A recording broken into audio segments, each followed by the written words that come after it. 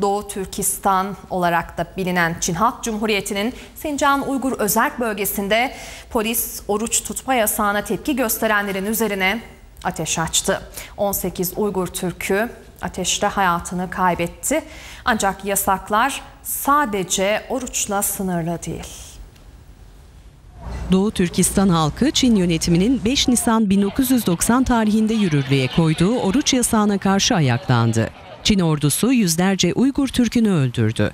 Yasaklar Doğu Türkistan'da kısmen de olsa devam ediyor. Kaşgar'a bağlı Maralbaşı ilçesi yasakların devam ettiği bölgelerden biri. Tüm memurlarının, öğrencilerinin, öğretmenlerinin, özellikle Komünist Parti'ye üyelerinin oruç tutmamaları, onların yakınlar birinci derecede yakınlarının da oruç tutmamaları hakkında genelge yayıldı. Uygulamayanları hapishane atıyorlar ya da para cezası koyarak maaşını kesiyorlar cezayı. Halk oruç yasağına tepki gösterdi. Ancak Çin yönetimi bu tepkiyi yine katliamla bastırdı. Polisin göstericilerin üzerine açtığı yaylım ateşinde 18 Uygur Türk'ü hayatını kaybetti. Yasaklar sadece oruç ibadetiyle de sınırlı değil. 18 yaşındaki küçükler, memurlar, öğrenciler, öğretmenler, Komünist Parti'ye üye olurlar ve bayanlar. Bunların camiye girmeleri yasak diye tüm camilerinin kapısını astı böyle o genelgeye astı. Yani bir bölgenin insanları başka bir bölgede namaz kılamıyor. Başka bir bölgede namaz kılanlarını görürse imamın onu polise ihbar etme zorunlulukları var.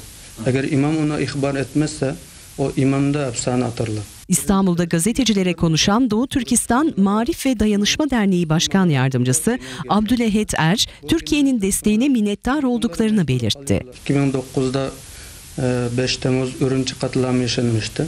O zaman da o katliamla ilgili o dönemki Sayın Başbakanımız Recep Tayyip Erdoğan bu soykırımı durdur diye hatta bu olayı Birleşmiş Milletler'e götüreceğim diye bir açıklama yaptıktan sonra Çin hemen oradaki askerlerini geri çekmişti Ürümçi'de.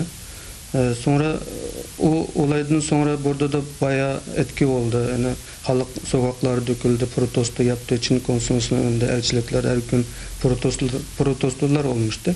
Yani o zaman da Türkistan Türkiye'nin gündeme gelmişti. O yüzden ondan sonra da yani halkın şu an sevgisi, kardeşliği bizi çok mutlu ediyor burada. Çin Halk Cumhuriyeti'nin Sincan Uygur Özerk Bölgesi'nde yaklaşık 50 milyon Müslüman Türk yaşıyor.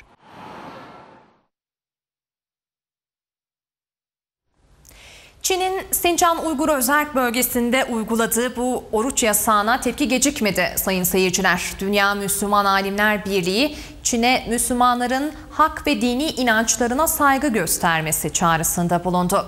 Birlikten yapılan yazılı açıklamada özellikle Sincan Uygur Özerk Bölgesi'nde Müslümanlara karşı devamlı uygulanan dini ve etnik zulüm eylemleri hem uluslararası haklara hem de Çin'in yerel yasalarına aykırıdır denildi.